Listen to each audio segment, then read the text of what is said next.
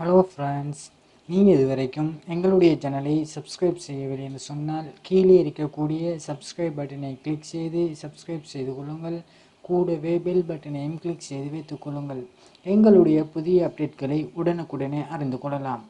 இன்றைய தினம் தெரிந்து கொள்ளப் போகின்ற விடயம் என்னவென்று சொன்னால், நம்முடைய நண்பர் ஒருவர் நம்முடைய வாட்ஸ்அப்பிலே ஒரு மெசேஜை அனுப்பிவிட்டு அதனை அழித்து விட்டால் அதனை எவ்வாறு நாம் பார்த்து கொள்வது என்று தான் பார்க்க போகின்றோம்.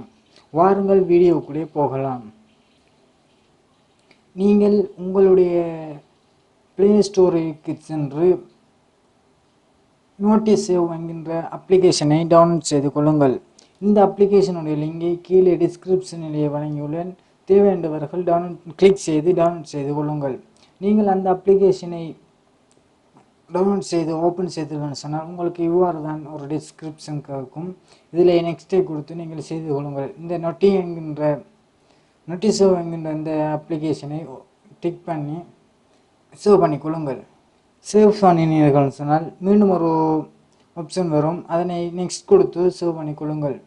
இப்போது நீங்கள் என்ன செய்து கொள்ள முடியும்? உங்களுடைய வாட்ஸ்அப்பில் இருக்கக்கூடிய ஒரு மெசேஜை அளித்தாலும் உங்களுக்கு ஒரு நண்பர் அனுப்பின மெசேஜை நீங்கள் அவர் அளித்தது பிறகும் இந்த அப்ளிகேஷனை பயன்படுத்தி இலகுவாக பார்த்து கொள்ளலாம்.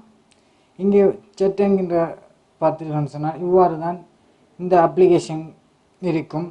இப்போது நான் என்னுடைய வாட்ஸ்அப்பில் இருந்து என்னுடைய இன்னும் ஒரு வாட்ஸ்அப்புக்கு மெசேஜ் அனுப்புகின்றேன்.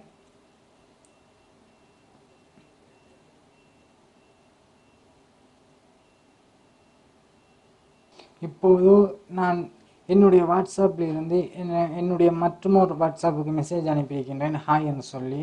இந்த வாட்ஸ்அப்பிலே என்ன செய்திருக்கிறது? இப்போது ஹாய் என்கின்ற மெசேஜ் வந்திருக்கின்றது. இதனை நான் என்ன செய்து விடுகிறேன்? அழித்து போய் விடுகிறேன். பாருங்கள்,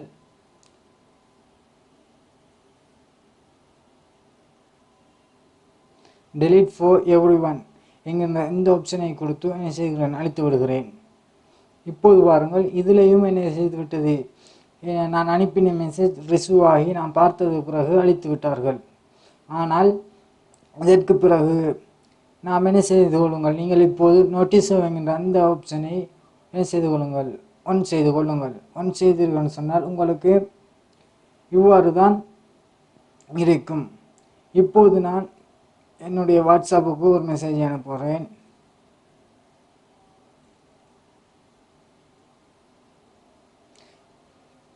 என்ன செய்து கொள்ளலாம்? இந்த அப்ளிகேஷனை பயன்படுத்தி இப்போது பாருங்கள், என்னுடைய மெசேஜ் இங்கே வந்துள்ளது, இசாக் ஜாஃபர் என்று. இதுதான் என்னுடைய மெசேஜ். ஹாய் என்று சொல்லி என்ன செய்திருக்கிறேன்? ரிசீவ் பண்ணியிருக்கிறேன். நான் என்னுடைய வாட்ஸ்அப் பிஸ்னஸ் என்கிற அக்கௌண்டில் இருந்து வாட்ஸ்அப்புக்கு மெசேஜ் பண்ணியிருக்கின்றேன், ஹாய் என்று சொல்லி. ஆனால் இங்கே பாருங்கள்,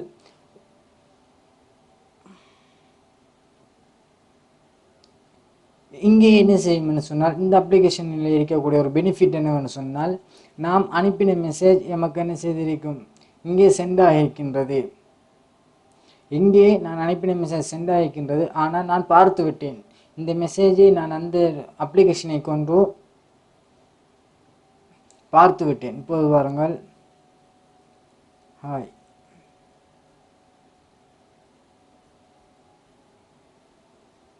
இப்போதும் அனுப்பிவிட்டேன். இந்த இறுதியாக அனுப்பின மெசேஜை டெலீட் பண்ணி காட்டுகின்றேன்.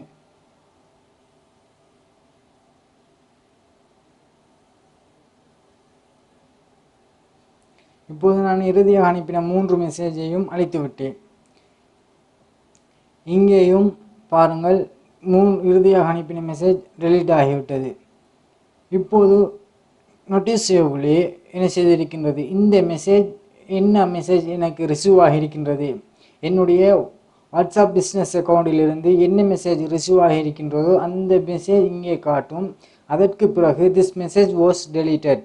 நான் என்னுடைய மெசேஜில் இருந்து வாட்ஸ்அப் அக்கௌண்டில் இருந்து பிஸ்னஸ் அக்கௌண்டில் இருந்து அனுப்பின மெசேஜ் இதுதான். இந்த மெசேஜ் என்ன செய்து விட்டார்? அழித்து விட்டேன் என்கின்ற ஒரு மெசேஜும் கீழே 4ஆவதாக வந்திருக்கின்றது. இவ்வாறு எம்முடைய நண்பர்கள் அனுப்பி இந்த அப்ளிகேஷனை நீங்கள் பயன்படுத்தினீர்கள் சொன்னால் உங்களுடைய நண்பர்கள் அனுப்பின மெசேஜை அவர்கள் அழித்தாலும் இந்த அப்ளிகேஷனை பயன்படுத்துவதன் மூலமாக அவர்கள் என்ன மெசேஜை அனுப்பியுள்ளார்கள் அதனை அழித்து விட்டாலும் நாம் பார்த்து கொள்ளலாம். இந்த வீடியோ உங்களுக்கு பிடித்திருந்தால் லைக் செய்யுங்கள். இந்த வீடியோ பற்றிய கருத்துக்களை கீழே உள்ள கமெண்ட் பாக்ஸில் கமெண்ட் செய்யுங்கள். இந்த வீடியோவை உங்களுடைய நண்பர்களுக்கு பகிர நினைத்தால் ஷேர் செய்து கொள்ளுங்கள்.